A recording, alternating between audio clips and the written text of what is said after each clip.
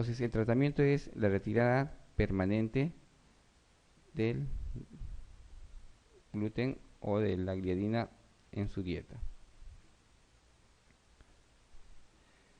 En la infección del tracto urinario en el niño, ¿cuál de las siguientes respuestas es la incorrecta?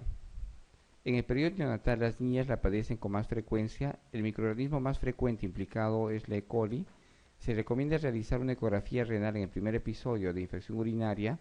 En caso de pielonefritis, los antibióticos indicados son la cefalosporina de tercera generación, el amoxiclavulánico, los aminoglucósidos. La gammagrafía renal con ácido dimercaptosuccínico marcado con tecnesio 99 es el mejor para explorar cicatrices renales. Respuesta A. Entonces, en la infección urinaria la manifestación la presencia de infección urinaria es más frecuente en la etapa neonatal en los varones, ¿ya? En los lactantes menores hasta el año la incidencia es la misma, tanto en varones como en mujeres. A partir del año es más frecuente en las mujeres. La manifestación clínica es bastante inespecífica en los recién nacidos. Cuanto más pequeño es más inespecífica la manifestación clínica. No esperen encontrar ustedes clínica de adultos o niños grandes en los lactantes pequeños o los neonatos. Entonces, el germen que con mayor frecuencia se encuentra en infección urinaria es la E. coli. Obviamente va a depender también del grupo etario. ¿Ya? Los antibióticos generalmente en niños grandes es por vía oral en forma ambulatoria y con pielonefritis, manifestación clínica sistémica y fiebre alta, la cefalosporina de tercera generación y como ustedes ven amoxiclavulánico y aminoglucósidos. Y obviamente para hacer diagnóstico de cicatrices renales en pacientes con infecciones urinarias recurrentes o frecuentes es la gammagrafía. ¿Cuánto tiempo después? 4 o 5 meses después de una pielonefritis, ustedes pueden solicitar una gammagrafía para descartar o detectar una cicatriz renal. Entonces, la respuesta es la A. Recién nacidos sin soplos con cianosis que no responde al oxígeno al 100%. El diagnóstico es síndrome de aspiración meconial, conducto arterioso persistente, transposición de grandes arterias, hemorragia intracraneal o coartación de aorta. ¿Diagnóstico o respuesta? ¿Sí? ¿Todos? ¿Sí? ¿Saben por qué? ¿Será transposición de grandes arterias? Bien, solo para recordar, si tienen ustedes un recién nacido sin soplos, con cianosis y que no responde al oxígeno al 100%, pueden ser muchísimas patologías. Puede ser un síndrome de aspiración meconial con complicación, con una hipertensión pulmonar persistente. El niño con hipertensión pulmonar termina con cianosis, ¿ya? Entonces podría ser. Incluso el incremento de oxígeno o el apoyo ventilatorio no revierte la cianosis. Entonces ustedes van a tener un flujo o un shunt de derecha a izquierda y por lo tanto la manifestación es cianosis. El ducto arterioso persistente se puede manifestar en la etapa neonatal recién nacido, pero no es su manifestación, no es la cianosis, no es una cardiopatía cianótica, es una cardiopatía acianótica. La transposición de grandes arterias se manifiesta en etapa neonatal como una de las cardiopatías o la principal cardiopatía cianótica en etapa neonatal. Si vamos a recordar, las cardiopatías cianóticas más frecuentes en etapa neonatal son la transposición de grandes arterias, pero obviamente van a tener otras cardiopatías que se manifiestan con cianosis, ¿no? Cardiopatías cianóticas como el drenaje venoso anómalo pulmonar, el ventrículo único, son cardiopatías cianóticas que se pueden manifestar en etapa neonatal con cianosis. Pero si hablamos de la más frecuente es la transposición de grandes arterias. No hay soplo al inicio, a los primeros días, no necesariamente ustedes van a encontrar un soplo que determine la cardiopatía. Entonces, ¿eso por qué? Los soplos, si ustedes recuerdan, se producen por la turbulencia de flujo. Si no tienen turbulencia, poco probable que ustedes encuentren o escuchen un soplo. Entonces, el flujo no se da o la turbulencia no se da porque el flujo de sangre va a ser en forma paralela. Del ventrículo derecho sale la pulmonar y de la aurícula derecha directamente sale del ventrículo derecho sale la aorta y del ventrículo izquierdo sale la pulmonar en forma paralela. Entonces van a tener un flujo directo sin turbulencia. Por eso que la manifestación de soplos no es algo que ustedes pueden encontrar durante los primeros días en un paciente con transposición de grandes arterias. Entonces, para recordar, cardiopatía cianótica en la etapa neonatal es transposición de grandes vasos. Cardiopatía cianótica que se manifiesta en en el preescolar, en el escolar o en el adulto será tetralogía de Fallot. Recuerden eso. En etapa neonatal, transposición de grandes vasos las más frecuentes. Y en etapa adulta será la tetralogía o en el joven o el adolescente o en etapa adulta será la tetralogía de Fallot. Coartación de aorta es una cardiopatía acianótica, ¿ya? No tiene una manifestación al inicio, entonces por lo tanto descartamos, ¿no? La respuesta es la C. Si hay preguntas sobre esos temas, paramos y comentamos un rato, ¿eh? Bien, niña de 14 meses que tras presentar un cuadro febril de vómitos y diarrea sanguinolenta, hace 2 semanas continúa presentando diarrea líquida maloliente, ya sin sangre, con distensión abdominal abundantes, ruidos hidroaéreos e importante irritación del área perianal. ¿Cuál entre las siguientes sería la actitud más adecuada? Tratamiento antibiótico oral, tranquilizar a los padres, pues se trata de una diarrea crónica, inespecífica que no afectará a su desarrollo. Cambiar la fórmula sin lactosa durante unas semanas, cambiar la fórmula de hidrolizado de proteínas, a una fórmula de hidrolizado de proteínas. Si tienen ustedes un niño de 14 meses que después de un cuadro infeccioso gastrointestinal presenta deposiciones líquidas malolientes, ya sin sangre, con distensión abdominal, abundantes ruidos hidroaéreos e importante irritación en la área perianal. ¿Estaremos frente a qué? Todos los cuadros infecciosos, y generalmente los más frecuentes, que son las infecciones virales, producen lesión del epitelio intestinal. La lesión del epitelio no solo se va a ver como algo estructural, sino también como algo químico. Va a haber alteración de las enzimas, y dentro de ellas es la lactosa. Van a tener ustedes una insuficiencia de lactosa y por lo tanto la manifestación va a ser intolerancia transitoria a la lactosa. Después de un cuadro infeccioso, después de que desaparecen los síntomas como vómitos y las diarreas, pueden reaparecer las deposiciones líquidas con distensión abdominal y se manifiesta todo esto por una intolerancia transitoria a la lactosa.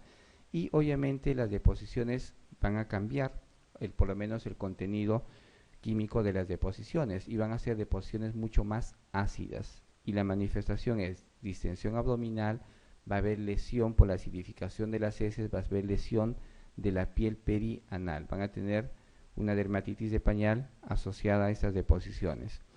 Entonces, por lo tanto, la conducta sería, por la intolerancia transitoria a la lactosa, retirar en forma transitoria, ¿no?, su nutrición o la leche con lactosa. Entonces ofrecen ustedes una fórmula sin lactosa por 1, 2 o 3 semanas hasta que desaparezcan los síntomas y hasta que se reepitelice la mucosa intestinal. Cambiar a hidrolizados de proteínas. ¿En qué caso nosotros cambiaríamos a hidrolizados de proteínas? ¿En qué patología? Entonces, si nosotros tenemos alergia a la proteína de leche de vaca, que es una respuesta, ¿no?, ya no tanto por ausencia de enzimas, sino es una respuesta sistémica asociada a inmunoglobulinas IgE. Entonces la manifestación no solo es gastrointestinal, también van a tener manifestaciones a nivel de pie, problemas respiratorios, obviamente con un antecedente previo de alergia. Entonces la manifestación puede ser de la misma forma, van a tener distensión abdominal, vómitos en algunos casos, va a haber disminución de la ganancia ponderosatural y podría estar asociado a alergia a la proteína de la leche de vaca. Entonces, ¿qué hacen ustedes? Retiran todos los derivados de la leche de vaca y ofrecemos fórmulas hidrolizadas de proteínas, ¿ya? Entonces, en el mercado encuentran muchísimas fórmulas hidrolizadas e inician tratamiento. También hay estudios donde ustedes pueden utilizar fórmulas sin lactosas, ¿no?, o de soya, que también va muy bien, incluso fórmulas que están hechas o son en base a arroz, ¿no?, para los pacientes con alergia a la proteína de la leche de vaca. Entonces la respuesta será cambiar la fórmula sin lactosa durante unas semanas. Una niña de 9 meses se ha encontrado bien hasta hace aproximadamente 12 horas, momento en el que empezó un cuadro de letargia, vómitos y episodios de llanto intermitente con un estado visible de dolor. Coincidiendo con los episodios, retrae las piernas hacia el abdomen. En la consulta emite una deposición de color rojo oscuro. El abdomen está distendido y con dolor discreto a la palpación. El diagnóstico probable será estenosis pilórica, apendicitis, infección urinaria, invaginación, enfermedad ulceropéptica. Respuesta, la invaginación. Entonces, ¿qué es la invaginación o la intusepción? Es un problema, ¿no?, abdominal agudo en el lactante, ¿no?, menor o el lactante mayor. Generalmente se relaciona el grupo etario es entre los 3 meses hasta los 3 o 4 años, ¿ya? Cuyo grupo etario medio es los 2 años. Entonces la manifestación se da obviamente por invaginación de la masa intestinal, ¿no? Sobre sí misma, y generalmente está relacionado o se relaciona a nivel del ilion y el colon, la parte terminal del ilion y el colon.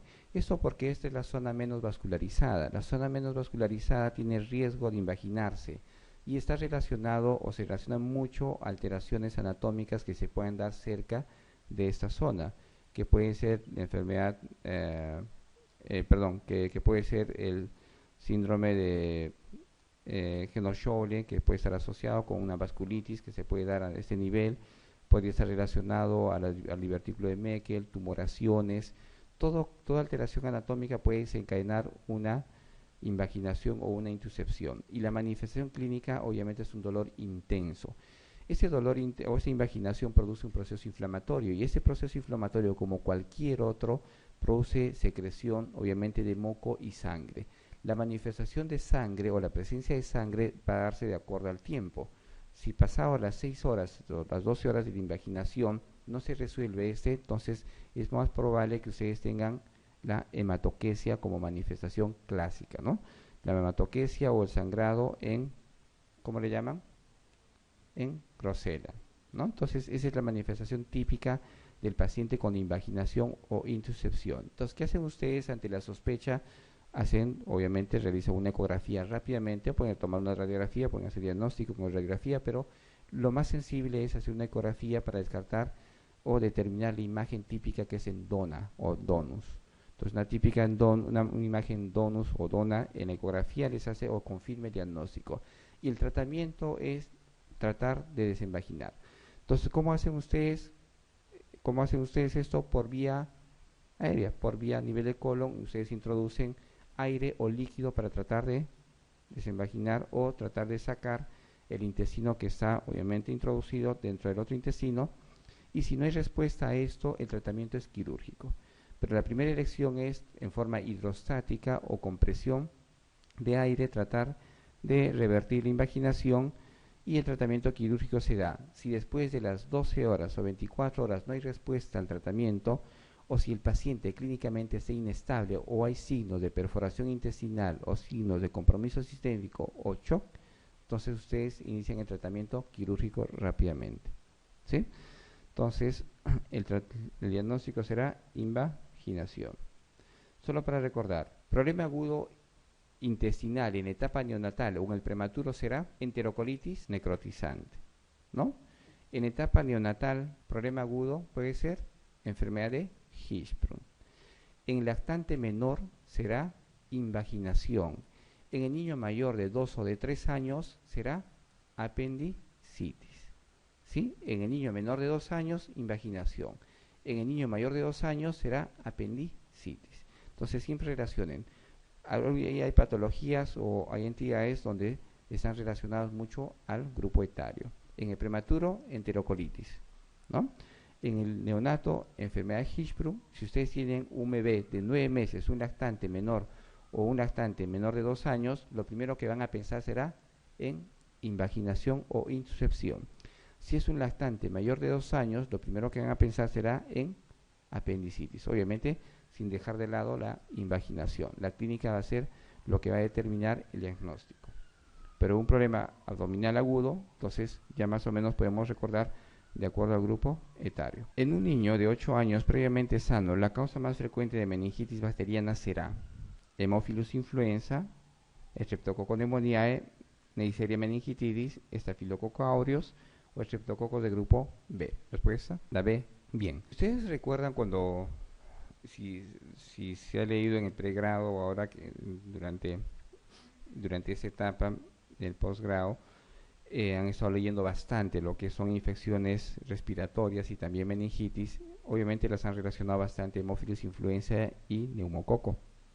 Entonces, para tener una meningitis, sea por infección viral, infección bacteriana o por un germen específico, generalmente está asociado a un cuadro respiratorio. Entonces, ingresa generalmente a vía respiratoria, hace bacteriemia y luego de la bacteriemia atraviesa la barrera hematocefálica. Va a depender del tipo de infección para que puedan tener manifestación a nivel del sistema nervioso central, pero obviamente para eso tiene que pasar por lo menos 2 o 3 días después del periodo de incubación, la bacteriemia y la manifestación típica de una meningitis. Obviamente es mucho más larvado y de más tiempo las infecciones específicas como la tuberculosis. Pero si tienen ustedes un niño de 8 años que previamente está sano y rápidamente hace manifestación de meningitis, ¿será por qué? El Haemophilus influenza, la manifestación clásica es primero infección de vías respiratorias altas. Pueden tener una neumonía, podrían tener una traqueitis, podrían tener una otitis y tener manifestación luego de, si es que obviamente las condiciones se dan, de una meningitis. El neumococo de la misma forma, igual van a tener problemas respiratorios previos y luego tener manifestación del sistema nervioso a nivel del sistema nervioso central. Las infecciones virales igual, las encefalitis por virus también, o los enterovirus que luego van a producir manifestación. Las toxinas que también son producidas por algunos gérmenes, obviamente tienen primero una manifestación que puede ser gastrointestinal, que puede ser urinaria, que puede ser respiratoria. Pero si tenemos un niño que previamente está sano y rápidamente hace una evolución, una manifestación de una meningitis, será por Neisseria meningitidis, ¿ya? Así como en las infecciones virales, el herpes, un niño que tiene manifestación de meningitis con evolución tórpida y rápidamente, van a pensar en herpes, ¿ya? Entonces, encefalitis por herpes o meningitis por Neisseria meningitidis, la manifestación es tórpida, rápida y tórpida, ¿ya? El paciente se deteriora rápidamente y van a tener manifestaciones no solo a nivel del sistema nervioso central, también a nivel de piel, como hematomas y petequias bien manifiestas. Entonces, la respuesta será la B. Entonces, siempre, Haemophilus influenza, estafilococo, el neumococo, entonces van a tener manifestaciones previas de un cuadro respiratorio y luego infecciones a nivel del sistema nervioso central. El estreptococo del grupo B es responsable de qué? Que tienen que tratar de determinar los estreptococos para que no se olviden, porque preguntan bastante. ¿El estreptococo del grupo B o Agalactidae? ¿Encontrarán un niño de 8 años? No. Este es un germen propio del neonato. El germen que produce infección de las vías respiratorias o a nivel respiratorio alto es el estreptococo beta hemolítico del grupo A. ¿Sí? Traten de recordar. Beta hemolítico, grupo A, ¿no? Agalactidae, grupo B. ¿Sí? Entonces es fácil de recordar. Que un niño toma el contenido de un jarabe antitusígeno con sabor a limón que sus padres guardaban en un armario cuyo principio activo es el fosfato de codeína, es probable que en los próximos días el niño muestre retención urinaria, visión borrosa, candidiasis orofaringea, estreñimiento, coloración rojiza de la orina. Respuesta. Ya hemos comentado cuando hablamos de la parte respiratoria que no debemos usar sintomáticos respiratorios. Y los sintomáticos respiratorios, uno de los sintomáticos son los antitusígenos, que es la codeína o el dextrometorfano, ¿no? No usen nunca, salvo en algunas patologías específicas, ¿no? La codeína la pueden utilizar en pacientes con hemoptisis, ¿no? Pacientes que tienen cavernas, ¿no? Pacientes con tuberculosis que tienen bastante hemoptisis. Entonces, ¿qué hace la codeína? Así como hay manifestaciones de letargia, puede haber irritabilidad. ¿Cuál es la complicación más frecuente de la codeína? El estreñimiento.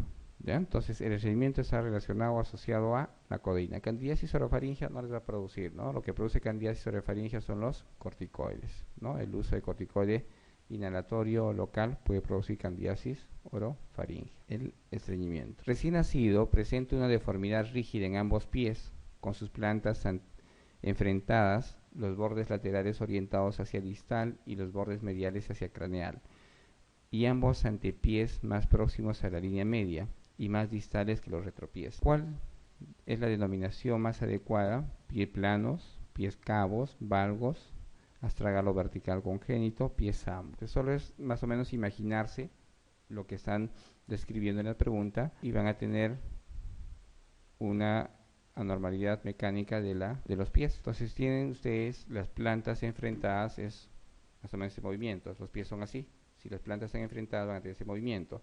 Los bordes laterales orientados hacia distal, entonces están orientándose hacia distal. ¿Hacia dónde? Hacia distal. Los bordes mediales hacia craneal, son los mediales hacia craneal, ¿no? Y los antepiés próximos a la línea media, entonces, y más distales que los retropiés. ¿Cómo será? ¿Qué van a tener? Pie zambos, ¿sí? Entonces van a tener que hasta jugar en el examen para poder determinar la respuesta. Pie planos, no, es imposible, ¿no? Pie cabos, valgos, cabos, pero acá más es más que cabos, ¿no? Hay más movimientos y terminan en un pie zambos. Valgos es cuando se va hacia la parte externa o hacia afuera. La posición en decúbito prono durante el sueño relactante se ha asociado a una mayor ganancia de peso, mayor riesgo de neumonías por aspiración, disminución del tránsito intestinal, menor incidencia de vómitos, mayor riesgo de muerte súbita. La posición en decúbito prono está relacionada a una mayor ganancia de peso, no tiene, por la ganancia por lo menos no tiene nada que ver. Mayor riesgo de neumonía por aspiración, hay menor riesgo de neumonía por aspiración. Esa es una posición antirreflujo. El colocar al paciente o al lactante menor o al neonato en posición prono disminuye el reflujo, el retorno de la leche, por lo tanto disminuye el riesgo de aspiración o neumonía aspirativa. Disminución del tránsito intestinal, no está relacionado. Hay menor incidencia de vómitos, puede disminuir obviamente los reflujos, pero mayor riesgo de muerte súbita, sí. Entonces, la posición en prono incrementa el riesgo de muerte súbita. Todo lo que sigue acerca del síndrome nefrótico en la infancia es cierto, excepto colesterol sérico elevado, 85% experimenta cambios mínimos de la enfermedad, reabsorción reducida de sodio por el riñón, triglicéridos séricos elevados, hipoalbuminemia es la causa de la hipoproteinemia. La respuesta, bien, vamos a recordar. El síndrome nefrótico, entonces es una alteración, es una manifestación o es una alteración que se da a nivel del glomérulo, ¿no? Que puede ser secundario a cuadros inflamatorios, cuadros infecciosos, ¿no? Incluso problemas congénitos. Entonces, ¿qué es lo que se produce qué es lo que se da cuando hay un problema a nivel del glomérulo? Entonces, se abren los podocitos en el síndrome nefrótico y hay pérdida de proteínas. Entonces, la manifestación va a ser proteinuria, ¿no? La proteinuria que ustedes pueden determinar por superficie corporal o por gramos y van a tener proteinuria y esa proteinuria se manifiesta en la sangre con hipoalbuminemia, ¿sí? Que van a tener colesterol sérico incrementado, asociado a esto puede haber edema, puede haber ligera hipertensión, ¿no? Y el 85% experimenta cambios mínimos de la enfermedad, sí, esta es la manifestación más frecuente del síndrome nefrótico, ¿no? Entonces, que puede estar asociado a después de cuadros infecciosos, que puede estar asociado a cuadros inflamatorios, puede resolverse rápidamente con o sin tratamiento a corticoides, ¿ya? Hay respuesta a corticoide en la mayoría de los casos. La reabsorción es reducida de sodio, la reabsorción reducida de sodio por el riñón. ¿Hay reabsorción reducida de sodio por el riñón en el síndrome nefrótico? No. El problema se da a nivel del glomérulo. La reabsorción de sodio, ¿a qué nivel se da? A nivel del asa ascendente de Henle. Entonces, no se modifica o no hay alteración, ¿no?, de la absorción de sodio en los pacientes con síndrome nefrótico, ¿sí? Entonces, los triglicéridos séricos están elevados y obviamente la hipoalbuminemia es la causa de la hipoproteinemia, ¿sí? La respuesta sería, ¿sí? ¿Se entiende esa parte? ¿Sí? Entonces, vamos a tener alteraciones de los iones, alteraciones de macroelementos, ¿no?, de acuerdo a la localización. Entonces, la pérdida de las proteínas se da porque se ve alterado el glomérulo. Los podocitos se abren, hay un proceso inflamatorio, se abren y hay pérdida de proteínas, obviamente con hipoalbuminemia. Pero el sodio no se ve afectado. La alteración del sodio se da cuando hay modificaciones a nivel de los túbulos, ¿no? Y en este caso del asa ascendente de Henle. Una niña de 10 años con atresia biliar tratada con la técnica de Kasai, cuando era lactante, presenta ahora torpeza progresiva, disminución de los reflejos tendinosos profundos y ataxia. El diagnóstico más probable será encefalopatía hepática, deficiencia de vitamina A, encefalitis, deficiencia de vitamina E, ataxia de Friedreich. Respuesta: ¿qué pasa en el paciente con atresia biliar y es tratado con la técnica de Kasai? ¿Por qué es importante la bilis? La bilis es importante para la absorción de vitaminas, liposolubles.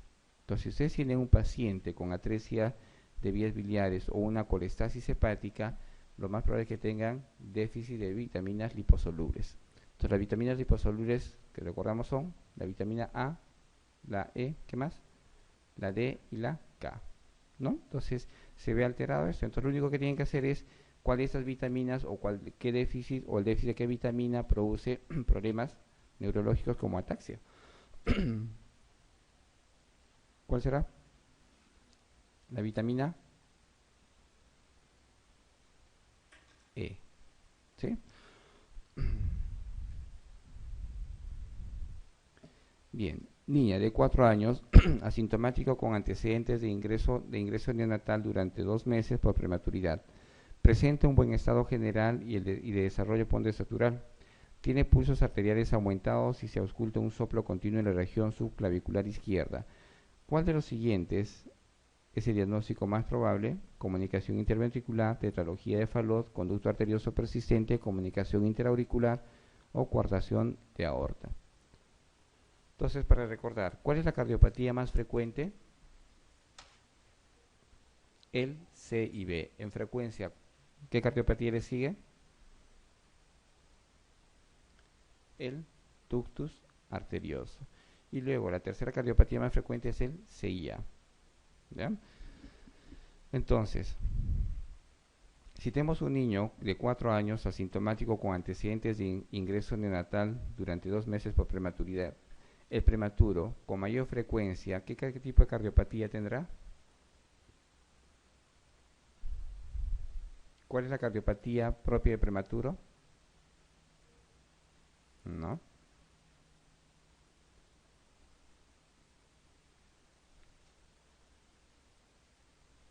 Recordamos un poco la parte neonatal, la parte de fisiología fetal. Entonces, cuando llega sangre hacia el lado derecho del corazón, el flujo se da hacia el lado izquierdo por 2 conductos, que es el CIA y el ductus arterioso, ¿no? Entonces, eso se da hasta el final del embarazo. Una vez nace el bebé, los cambios físicos y los cambios químicos hacen que se cierre y el shunt, que es de derecha a izquierda, se revierte y se convierte de izquierda a derecha, ¿sí? Y esas modificaciones se dan por el ingreso de oxígeno.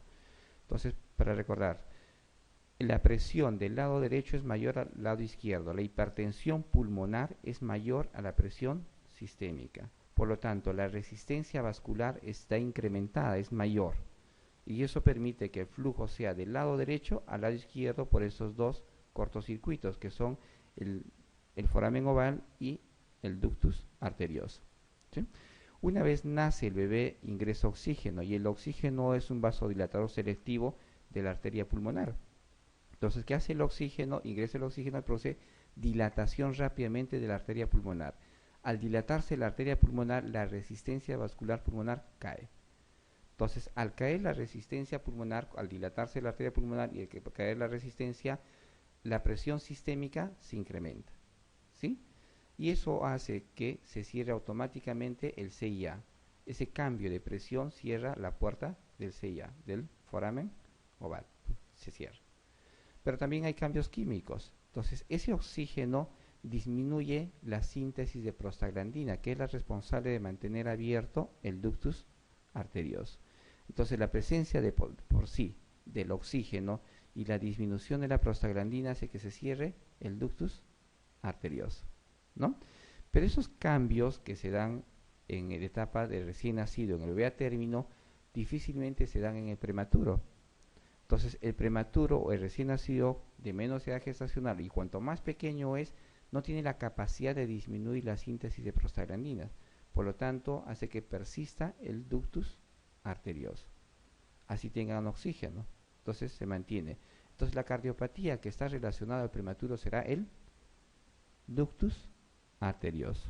El CIA se cierra por ese cambio físico, ¿ya? Por lo que hemos mencionado, por esos cambios, la disminución de la presión pulmonar y disminución de la resistencia pulmonar. Pero el PCA, la persistencia del conducto arterioso, se mantiene, ¿ya? Entonces, por eso que todo paciente prematuro con distrés respiratorio y que tiene PCA va a tener muchísimas complicaciones. Tiene más riesgo de enterocolitis necrotizante, más riesgo de hemorragia intraventricular, obviamente más riesgo de mantenerse en ventilación mecánica o incrementar el riesgo de la mortalidad. Entonces, con eso, recordando, niño de 4 años con antecedentes de ser prematuro y que está hospitalizado durante 2 meses, probablemente tenga un ductus arterioso. Presenta un buen estado general. Muchos de los ductus generalmente son hemodinámicamente no significativos. ¿Qué significa? Que no tienen repercusión sobre la ganancia de peso y la talla. ¿Cuándo tienen repercusión sobre el peso y la talla? Cuando este ductus es muy grande y cuando sale sangre del lado derecho del ventrículo izquierdo, sale sangre hacia la aorta, un porcentaje de sangre se va por el ductus hacia la pulmonar y otro porcentaje se va obviamente para la parte sistémica, para nutrir al bebé y para su desarrollo normal. Entonces, si se va un gran porcentaje o un porcentaje considerable, se va hacia la arteria pulmonar, la manifestación de este niño será distrés respiratorio y eso va a causar edema pulmonar. Van a tener esos niños con flujo pulmonar incrementado y la manifestación es edema pulmonar. Y ese flujo incrementado hacia la arteria pulmonar con bastante presión que se da en el ductus arterioso va a producir a la larga en el niño hipertensión pulmonar, ¿no? No a la que tenía inicialmente, sino hipertensión pulmonar ya persistente, ¿no? Y si eso se mantiene, va a llevar a una patología que se llama Eisenmenger, donde la presión pulmonar que se incrementa poco a poco durante los años va a sobrepasar la presión sistémica. Por lo tanto, van a tener otra vez un flujo de derecha a izquierda y la manifestación es cianosis. Entonces, la idea de estos pacientes con cardiopatías es evitar que hagan Eisenmenger, evitar que la presión pulmonar se incremente por esa sobrecarga de presión, ¿no? De volumen, pero más de presión, más que volumen, presión. Es por eso que Eisenmenger está relacionado a estas cardiopatías con flujo pulmonar, al CIB, al PCA y al CIA. En mayor frecuencia, Eisenmenger está relacionado al PCA, luego al CIB y en menor frecuencia al CIA. ¿Por qué? Porque en el PCA tienen mucha presión. Si bien es cierto, es poco flujo lo que va, poco volumen, pero hay más presión. En el CIB va a haber presión y flujo, ¿ya? Y en el CIA va a haber más volumen, pero poca presión. Entonces, el Eisenmenger está relacionado más a la presión que al volumen, ¿ya? Entonces, vamos a tratar de acabar eso y podemos comentar algo de CIA.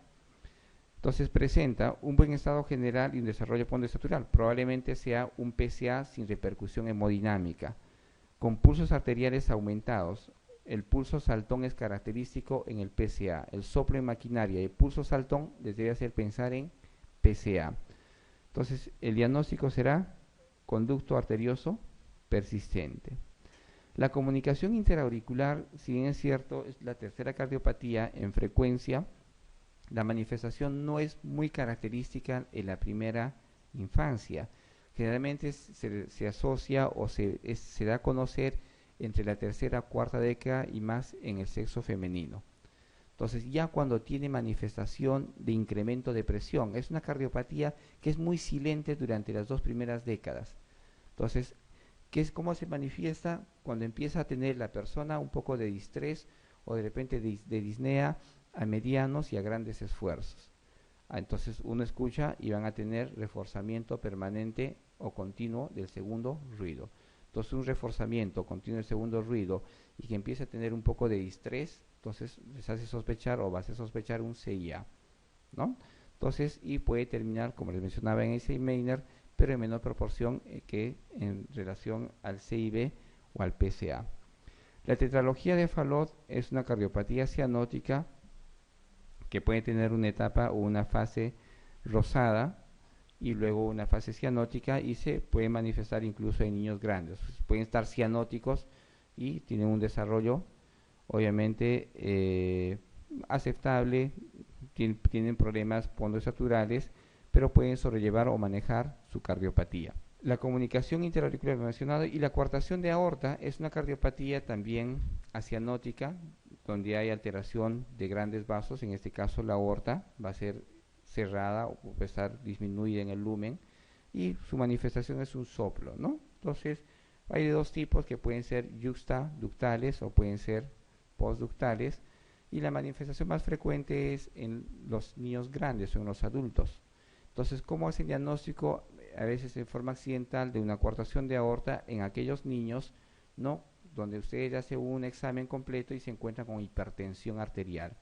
La hipertensión arterial, sin mayor de repente compromiso o sin otra patología asociada con una patología renal, les debe hacer sospechar en coartación de aorta.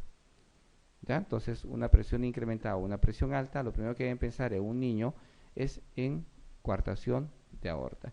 Y obviamente hay patologías o cromosomopatías que están asociadas y con mucha frecuencia a la coartación de aorta, como el síndrome de Turner. ¿Sí? Bien.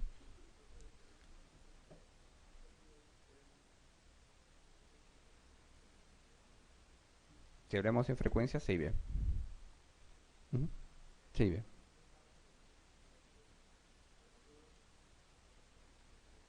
No.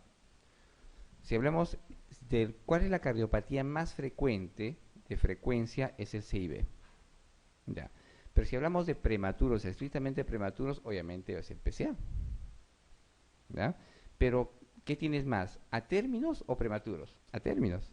Entonces, obviamente la frecuencia va a ser más, si hablamos en frecuencia, va a ser más CIA o CIB, perdón, que un PCA. Entonces, el prematuro está relacionado con un PCA. Con eso no quita que el prematuro no tenga un CIB. O sea, podría tener un CIB, ¿no? Como cualquier bebé a término. Pero lo que está relacionado en el prematuro es la persistencia de uso arterioso por lo que hemos mencionado, ¿no? Cardiopatía eh, más frecuente en la etapa del adulto como cianóticas, no se olviden, tetralogía de Fallot, cardiopatía cianótica en la etapa neonatal, la transposición de grandes vasos.